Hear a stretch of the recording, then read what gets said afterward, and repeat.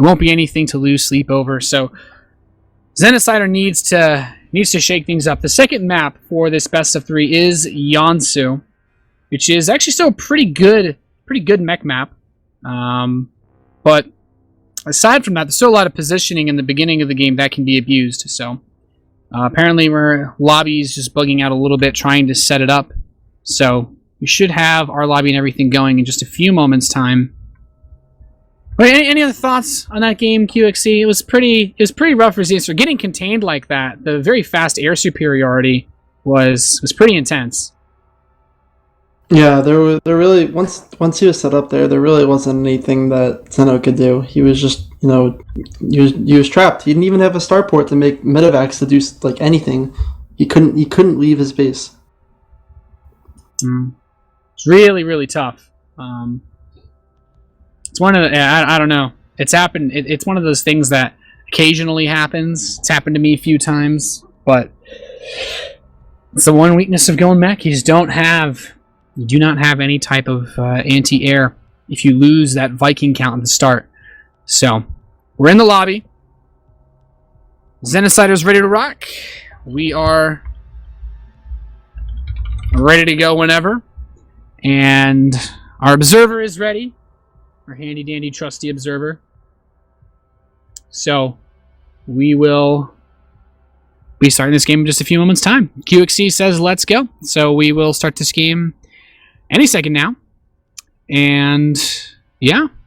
Any thoughts before we move into this? This could be the last game of the night if QXC takes the 2-0. I don't know, man. TVT is pretty fun to watch. I like TVT. For a non-Zerg matchup, it's enjoyable. So yeah. The final map could be Yansu. What do you think about Yansu? Well, I gotta say, I think this is a good mech map, just because the positioning of the bases allows for you to take your 4th base and still be defending your main base against drops. In the early game, though, it can be really difficult to deal with certain types of harass because the main base is so large. But we've seen QXC kind of favor the Banshee play. Well, let's just see what they do in this game. Spawning in the southwest position of Yansu, we have the blue Terran player from Team Complexity. It is QXC. And his opponent in the northeast position, spawning as the red Terran player from Team Evil Geniuses, it is Xenocider.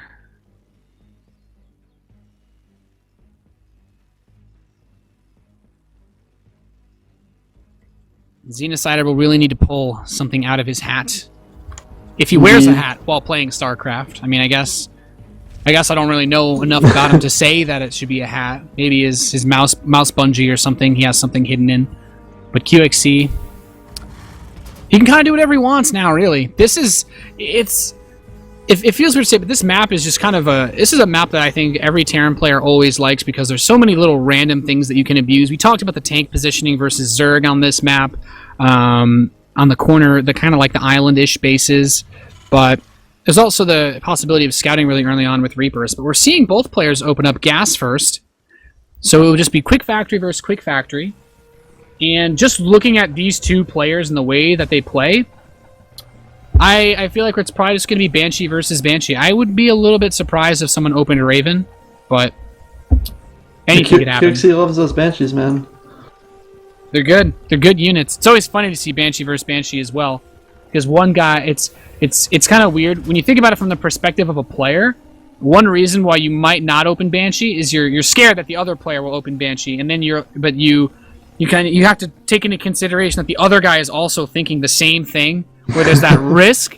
Like, just because you're worried, it's like, oh man, what if my Banshee gets there and he has a Banshee in my base? Like, he's also thinking that. So it creates like a weird sort of tension, especially since oftentimes players don't scout with these builds. But coincidentally, this game, both players are scouting. This is also not a bad proxy Marauder map, which I guess is another reason why there's a lot of space to hide things in the early phase of the game.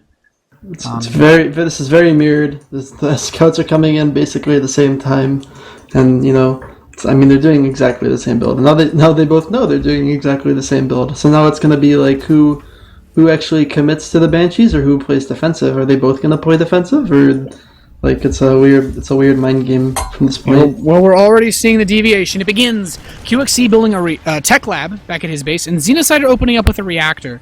So if Xenocider knows that QXC likes to open Banshees, as he did in the previous map with his gas first build, and he's doing it again this map, one way to punish it is to try to do a sort of like a side swipe type of build. He could get a starport still, and just do maybe a fast Hellion drop or big Hellion run by while the Banshee comes in, and then get a missile turret, or he can... And it's pretty much just got to be a Hellion drop, maybe with the Vikings, or just a Hellion run by. But he's counting on QXC not really having any units other than that Banshee, which should be coming towards him. So I think Xenocider's trying to play the metagame more so strategy, and QXC is just going to play straight up exactly the way that he did in the first map. Yep, he's just sticking to his plan. What do you think the best unit for QXC to make besides the Banshee here is to defend any kind of pressure that Xeno's going to throw with these Hellions? I think just Widow Mines, or... Maybe you could squeeze out a single mine. It's not particularly common. Usually, if you build anything out of the factory after you build a Banshee, it's generally for harass. Sometimes just one Widow Mine, but he's going to build the reactor, and he'll probably, as he banks up money, since he's only producing basically one Marine now is what he's adding extra costs on, we'll try to expand behind this. I don't really see QXC trying to commit, one base style, but that's where this comes in. And Xenocider, instead of expanding, he's putting his money, he will go Banshee with Hellions and an engineering bay back home. So this is the ultimate metagame. This is a pretty big investment from Xenocider, but it could insta-win in this game if that Banshee heads over to his base. And he's going to walk into 2 missile turrets, and at the same time, we'll have that Banshee come in from Xeno with the Hellions. He could actually just insta-kill. He probably will just kill QXC here. He's only going to have a handful of Marines. Yeah, and QXC's not even utilizing that reactor with the factory. He's just going to make Marines from it. So all he's going to have is a bunch of Marines versus a bunch of Hellions. I don't know how well this is going to work out with the Banshee, too. It generally ends very poorly. I've been on this side, and here come the Hellions. QXC is going to be like, oh boy, here we go. He doesn't even have a tech lab on the factory. He can't build tanks, and the Marines will all just die. The Banshee will show up, be like, oh, there's a missile turret, and all the SCVs will die for QXC. And now the Banshee here for Xenocider as well. There's not even a Viking on the map, and he's just going to kill everything. GG. There's a really good meta play by Xenocider. There you go, kids. If you know that someone's going to try to expand after going Banshee, you can do this to them and drink their delicious tears from some form of goblet. But now let's see. A match is tied 1-1. And that was, you know what? That's a really smart play by Xenocider. Very risky. If QXC does anything different, I think he's able to hold that. But, oh well.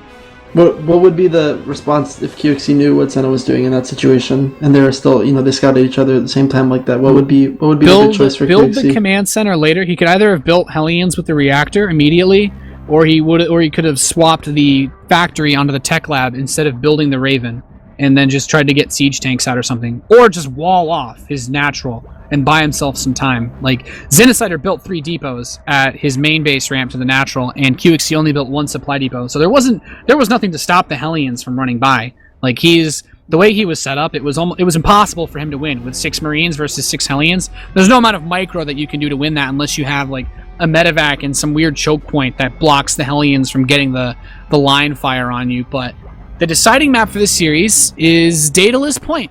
And I think this is actually another great map for the way that QXC opened up on Habitation Station with the fast siege tank.